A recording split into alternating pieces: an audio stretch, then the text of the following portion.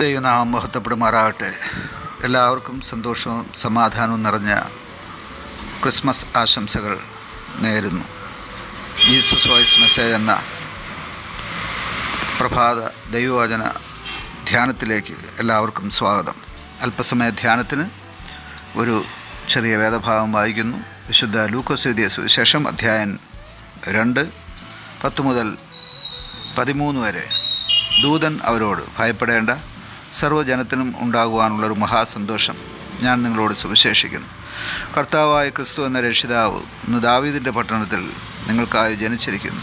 നിങ്ങൾക്കടയാളമോ ശീലകൾ ചുറ്റി പശുത്തൊട്ടിയിൽ കിടക്കുന്ന ഒരു ശിശുവിനെ നിങ്ങൾ കാണും എന്ന് പറഞ്ഞു. കർത്താവിൽ പ്രിയരെ, നാം വായിച്ചു കേട്ട വിശുദ്ധ ലൂക്കോസ് എഴുതിയ സുവിശേഷം 2-ാം അധ്യായം 10 മുതൽ 13 വരെ നാം വായിച്ച് ധ്യാനിക്കുമ്പോൾ ക്രിസ്തു യേശുവിൻ്റെ ജനന വാർത്തയാണ് മാലാഖ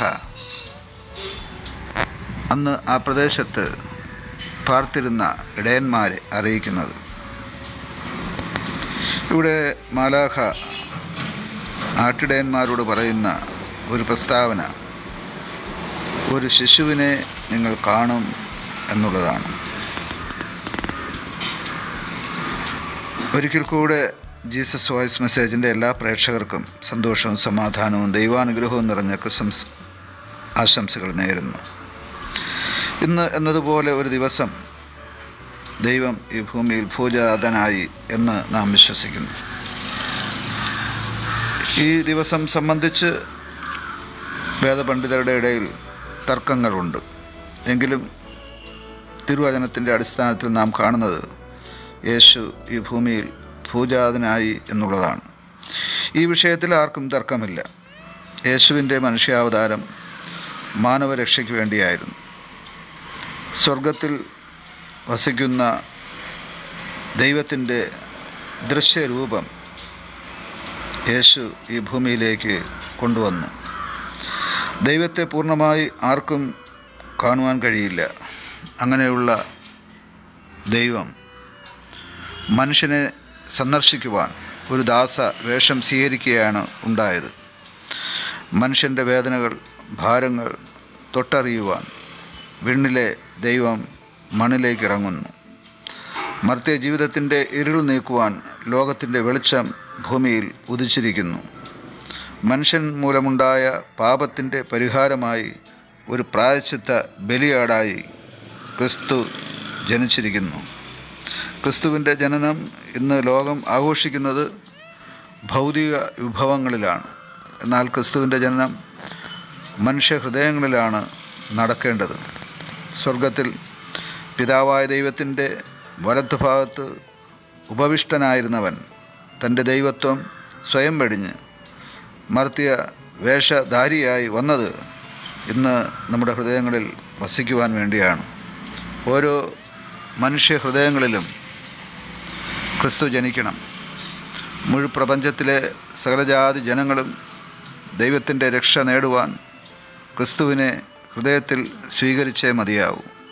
കാരണം മറ്റാരിലും രക്ഷയില്ല. നാം രക്ഷിക്കപ്പെടുവാൻ ആകാശത്തിന് കീഴെ മനുഷ്യരുടെ ഇടയിൽ നൽകപ്പെട്ട വേറൊരു നാമവുമില്ല എന്നുള്ളതുകൊണ്ടാണ്. ദൈവം മനുഷ്യന് നൽകിയ സമ്മാനമാണ് ദൈവപുത്രനായ ക്രിസ്തു.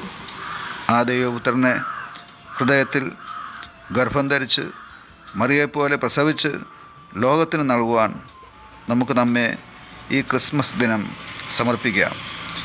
ഈ ക്രിസ്മസ് ദിനം അർത്ഥവത്തായിത്തീരുന്നത് അപ്പോൾ മാത്രമാണ്. അപ്രകാരമുള്ള ഒരു അനുഗ്രഹിക്കപ്പെട്ട ക്രിസ്മസ് ആഘോഷിക്കുവാൻ ഇന്ന് തിരുവചനം ശ്രവിച്ച എല്ലാ പേർക്കും ദൈവം കൃപ ചെയ്യുമാറാകട്ടെ എന്ന് ആശംസിച്ചുകൊണ്ട് പ്രാർത്ഥിച്ചുകൊണ്ട് എല്ലാ പ്രേക്ഷകർക്കും ഒരിക്കൽ കൂടെ ക്രിസ്മസ് ദിനാശംസകൾ നേർന്നുകൊണ്ട് നിർത്തുന്നു. ദൈവം നിങ്ങളെ സമൃദ്ധിയായി അനുഗ്രഹിക്കുമാറാകട്ടെ. ആമേൻ.